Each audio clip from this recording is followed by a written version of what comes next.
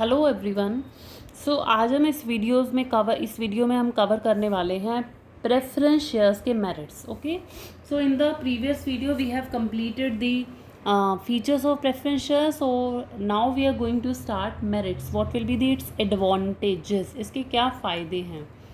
So let's start from the very beginning, from the first point, reasonable safety of returns.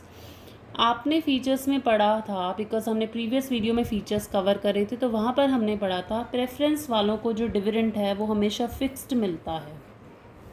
This was the first feature of preference shares, they will get a fixed rate of dividend. So यहाँ पर ये advantage कैसे बना, क्योंकि fixed rate of dividend मिल रहा है, so we are safe. Means as a preference shareholders, if I have purchased some shares in any company, I have invested some amount in any company, so I will remain safe. Why? Because I received a fixed rate of dividend. तो यहाँ पर यही point है कि preference shares are useful for those investors who want steady income in the form of fixed rate of return and safety of investment. कहते हैं जो share holders, जो पर्सन, जो इन्वेस्टर्स अपना अमाउंट सेफ रखना चाहते हैं, वो किस में इन्वेस्ट करते हैं, वो प्रेफरेंस में इन्वेस्ट करते हैं। तो प्रेफरेंस का सबसे बेनिफिट ये हो गया कि उनकी जो अमाउंट होता है वो हमेशा सेफ रहता है। वाई? बिकॉज एक तो डिविडेंड फिक्स्ड मिलता है, दैट इज सेफ, एंड जो रीपेमेंट अमाउंट था, मैंने आपको प्रीवियस वीडियो में भी बताया था, preference share holders have the preferential rights in respect of dividend and in respect of repayment of capital during winding up. तो ये चीज़ भी सेफ्टी हो गई कि वाइंडिंग अप के केस में भी इनको सबसे पहले रिटर्न जो है अमाउंट इनको मिलेगा। सो दोनों पॉइंट ऑफ व्यू से देखा जाए तो वो हमेशा सेफ साइड पे होते हैं। So this is the first merit कि सेफ्टी है इनकी। Second is no interference in management. यहाँ पर कंपनी के पॉइंट ऑफ व्यू से मेरिट हो गया कि कंपनी की मैनेजमेंट में ना, कंपनी के डिसीजंस में कोई इफेक्ट नहीं करता। एक्चुअली में क्या होता है, इक्विटी शेयर होल्डर्स के पास वोटिंग राइट्स होते हैं। सो वोटिंग राइट होते हैं means what, they have the right to participate in the management. So equity share holders जितने भी हैं उनके पास वोटिंग राइट्स होते हैं। वो कंपनी की जो मीटिंग चल रही होती है उनमें पार्टिसिपेट करते हैं। जब कंपनी की मीटिंग में पार्टिसिपेट कर रहे होते हैं तो कंपनी का जो कंट्रोल होता है वो कहीं ना कहीं अफेक्ट करता है।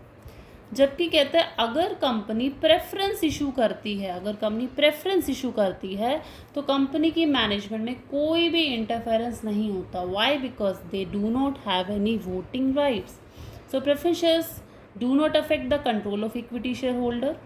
इक्विटी का कोई कंट्रोल अफेक्ट ही नहीं होता over management, as preference share holders do not carry any voting rights.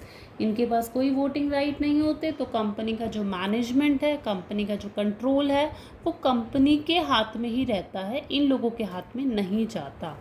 In other words you can also say no dilution of control, कि कंट्रोल भी है, कोई डाइल्यूट नहीं होता, कंट्रोल जो है वो कोई डाइवर्ट नहीं हो रहा, कंट्रोल जो है वो इक्विटी शेयर होल्डर्स के पास ही रह रहा है। Third is what, no charge on assets भी कोई चार्ज, असेट्स पे कोई बर्डन नहीं होता। Like in the previous video when we were completing its features, so there was a point no security. Okay, so उस पॉइंट में ये था कि प्रेफरेंस शेयर्स इशू करते टाइम हमें कोई सिक्योरिटी नहीं रखनी पड़ती, हमारी असेट्स फिक्स्ड होती हैं, सेफ रहती हैं। तो यहाँ पर यही हो गया कि जब हमारी असेट्स सेफ हैं तो हमारी असेट्स पे कोई भी चार्ज नहीं कर सकता। मीन्स व्हाट, कोई हमें ये नहीं कह सकता कि हम आपकी जो ये वाली मशीनरी है ना वो हम ले लेंगे। वाई? बिकॉज आपने हमारे से इसके बदले लोन लिया हुआ है, क्योंकि हम सिक्योरिटी कोई रखते ही नहीं है। So company assets will always remain free. Preference capital does not create any sort of charge against the assets of the company. So assets may be used as security for raising loan in the future. Company assets will remain safe. So company assets can be used as a security if company wants to raise any kind of loan in a coming future. मान लीजिए company को future में कोई loan लेना पड़ जाए, 10 लाख रुपए का सपोज कंपनी को लोन लेना है और कंपनी ने प्रेफरेंस शेयर्स इशू ऑलरेडी कर रखी हैं, तो कंपनी कोई ऐसा नहीं है कि शेयर्स इशू कर रहे हैं तो फिक्स एसेट्स पे भी हमारा बर्डन उन्हीं का चला गया, नो। कंपनी की फिक्स एसेट्स हमेशा सेफ रहेंगी, क्योंकि कंपनी आगे अगर लोन लेना चाहे so company can use their fixed assets for raising loan in a future. This is the third advantage. Okay, last advantage पे मूव करते हैं हम। लास्ट एडवांटेज पे आ जाएं। लास्ट में 2 और हैं। फिफ्थ पॉइंट है trading on equity and fourth point है trading on equity and the fifth is variety. ठीक है, अब इसमें क्या पॉइंट कहता है? Fifth is what? Trading on equity. इसमें चलो पहले रीड करते हैं क्या लिखा हुआ है। I have written here, rate of dividend of preference shares is fixed as you all know. हमने अभी पढ़ा है, इतनी देर से हम यही पढ़ रहे हैं कि प्रेफरेंस का डिविडेंड जो है वो हमेशा फिक्स्ड रहता है। ठीक है, hence in years of prosperity and more profit, अगर कंपनी का ईयर्स प्रॉस्पेरिटी का चल रहा है, prosperity means when the company is earning a lot of profit, company का जो सेल है वो बहुत अच्छा चल रहा है, प्रॉफिट बहुत अच्छा हो रहा है, तो कह रहा है equity share holders enjoy high rate of earning with the presence of preference shares in the capital structure. Capital structure का मतलब क्या होता है? कैपिटल स्ट्रक्चर मीन्स कंपनी का कैपिटल में क्या क्या चीज़ है। कंपनी की कैपिटल में इक्विटी शेयर्स भी आ सकते हैं, प्रेफरेंस भी आ सकते हैं। कहते हैं प्रेफरेंस की प्रेजेंस में ही इक्विटी शेयर होल्डर भी ज़्यादा अर्न कर जाते हैं in the years of prosperity. But here we are doing the preference, merits of preference, तो हमें ये समझना है।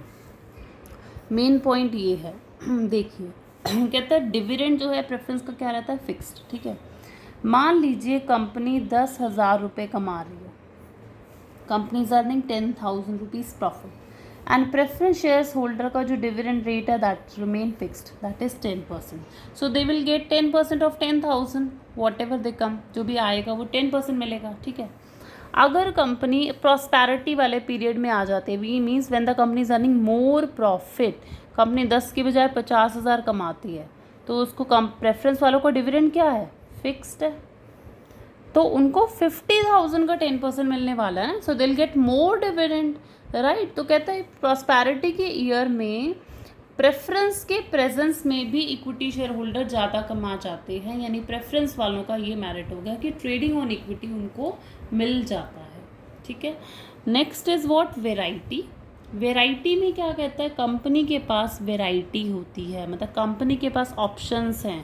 Company can issue different types of preference shares according to the need of investor and interest of the company. Actually preference shares के ना कुछ types हैं, like cumulative preference shares, non cumulative, convertible, non convertible.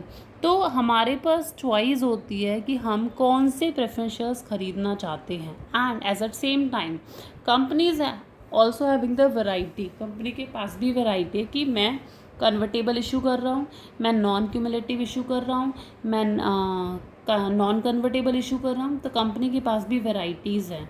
तो variety preference में आ जाती है, जबकि variety equity shares में नहीं आती। सो these are the merits of the preference shares. So here we have completed its advantages also. In an upcoming video we will be starting next source, that is retained earning.